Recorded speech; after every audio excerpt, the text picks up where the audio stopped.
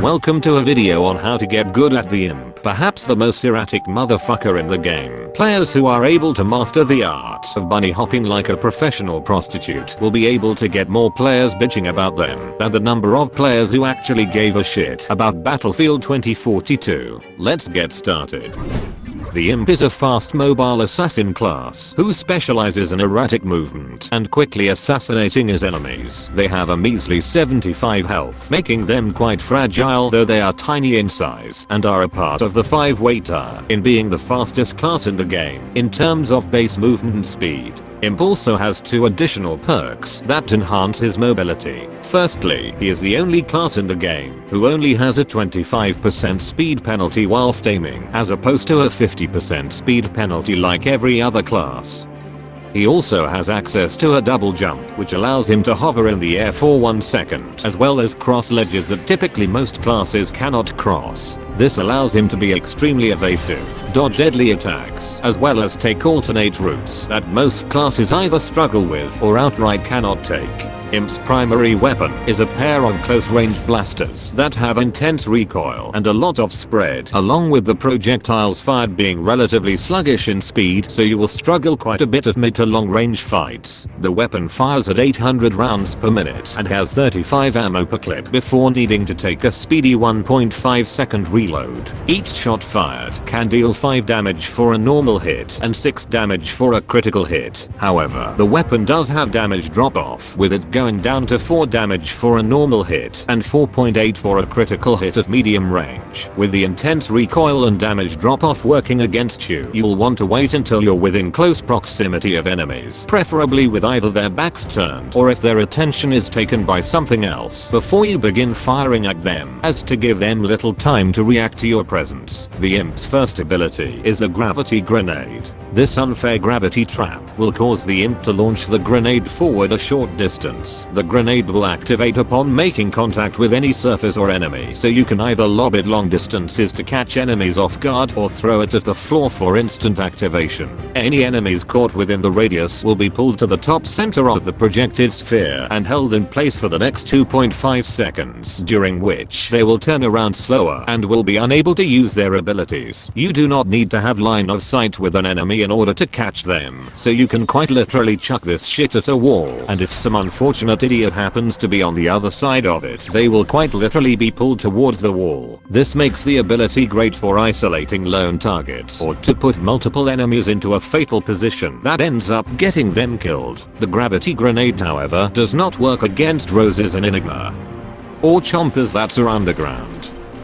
Once used, the ability goes on a lengthy 40-second cooldown, so be sure to use it wisely. The imp's second ability is the imp carter. This will cause the imp to go absolutely apeshit and start spinning erratically like he's overdosed on coke. Whilst imp carter is active, the imp has a 25% speed penalty and 20% damage resistance. Imp carter uses a separate weapon that fires at 1400 rounds per minute and fires 100 ammo over its duration.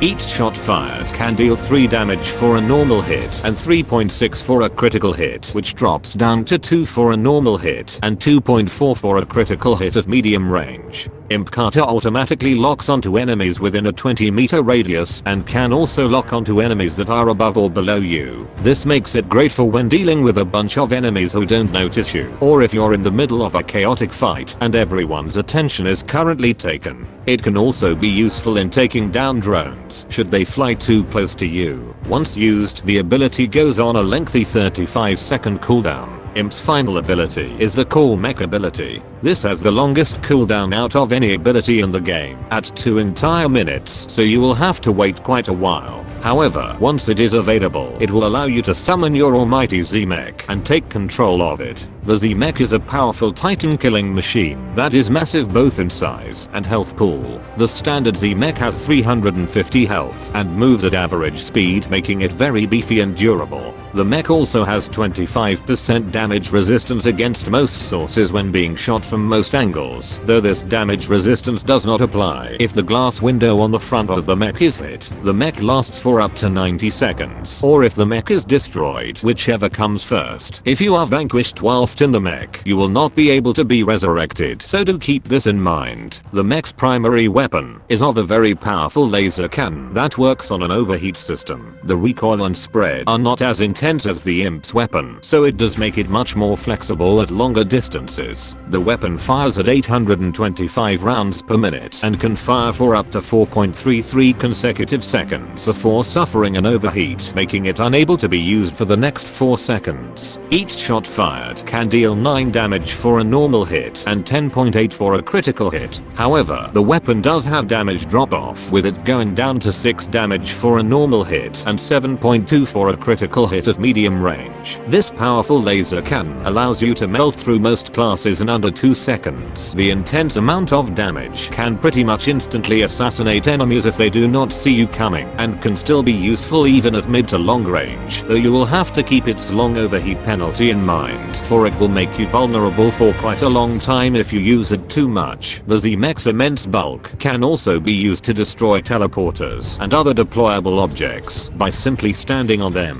However, you should be extremely cautious and careful when engaging against Citrons, since their EMP is extremely dangerous, and if caught at the wrong place at the wrong time, can end up fatal. If you end up being hit by an EMP, then instead of being stunned for 1.5 seconds, you will be stunned for 5 entire seconds. Whilst you will still have access to your primary for the extended duration, you cannot zoom in, cannot use abilities, and if your mech operates on ammo, you cannot reload manually unless you completely empty your clip. This means that Citrons are going to be your biggest threat, and whenever possible should be your priority targets to take down first whenever possible. The Z-Mech's first ability is Missile Madness. This barrage of absolute bullshit will first sound alarms on the mech's shoulders for a moment, before unleashing a barrage of powerful missiles that can home in on enemies if your crosshair is close to them, with a maximum homing range of 75 entire fucking meters. The weapon fires 20 rockets over its duration at 275 rounds per minute, with each rocket dealing 30 damage for a direct hit and up to 10 for the splash in a very generous radius. This ability is great at assaulting important objectives at a distance, especially if many enemies are around the area, since the missile's homing allows you to either very easily kill them or force it to flee due to the intense amount of damage. It can also be used as a way to continue fighting if your primary weapon happens to overheat, as by the time the ability has finished, your primary will be ready to fire once more.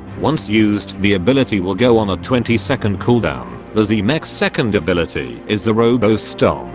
This causes the Z-Mech to lift its foot into the air before slamming it down with more force than Will Smith's award-winning slap. The ability takes 2/3 of a second to deploy, upon which it will deal 75 damage to all enemies within a very generous radius and knock them away from you. This makes it great as a source of burst damage if enemies get right in your face, or as a finishing blow to enemies you know for absolute certain have a bee's dick's worth of health left. Once used, the ability will go on a swift 15-second cooldown, so it will be readily available in most situations. The Z-Mech's final ability is the Explosive Escape. This is a last-ditch effort, as well as granting control back to the imp once it is used. The imp will come flying out of the mech, whilst the mech will begin to crumble before it explodes 3 seconds later, dealing up to 150 damage within a massive radius. This is best used for if you are about to die and want to trap enemies near the exploding mech with the gravity grenade, or as a way to wipe out objectives, since if you deploy it right in the middle, enemies will be forced to either flee or die. Once used, it will set the Z-Mech's cooldown for 2 minutes, and you will have to wait that entire duration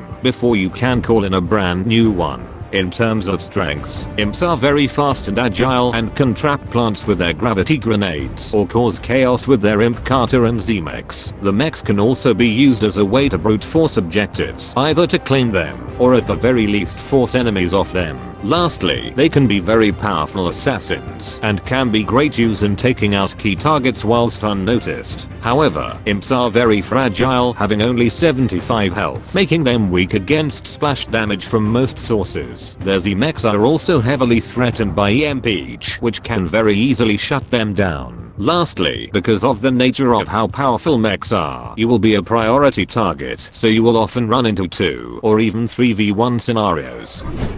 Thanks to this guide, you are now the master of this Titanfall ripoff, as you bait enemies into coming to kill you only to pull out your Z-mech and outright slaughter the shit out of them. Be sure to come back for the next episode next week. Thanks for watching, and don't forget to subscribe for more shit like this. Have fun.